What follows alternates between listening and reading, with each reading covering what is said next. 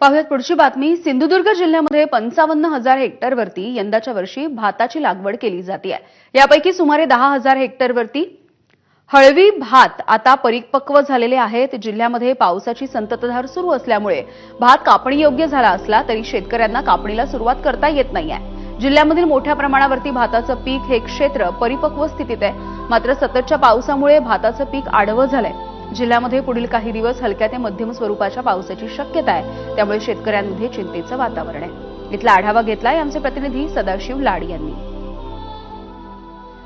मी आता ज्या शेतात आहे त्या ठिकाणी जर आपण पाहिलं असेल तर ही भात शेती जी आहे ती आडवी झालेली आहे आणि अशी स्थिती जी आहे ती जिल्ह्यात ठिकठिकाणी पाहायला मिळते। पावसामुळे भात शेती आडवी झाल्यामुळे याचा थेट फटका जो आहे तो शेतकऱ्यांना बसणार आहे।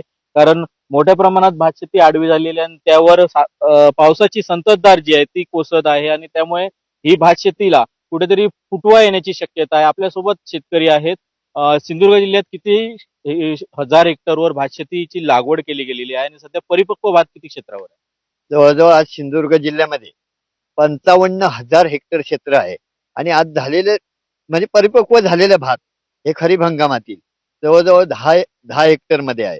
पण आज वस्तुस्थिती जर बघितली तर आज परिपक्व झालेले भात हे आज संततधारा चालू असल्यामुळे आज ते कापणी योग्य असून सुद्धा शेतकऱ्यांना चालू असणाऱ्या संततधारामुळे हे आज हातामध्ये मिळतील याची आज शाश्वत सांगायला मिळत नाही।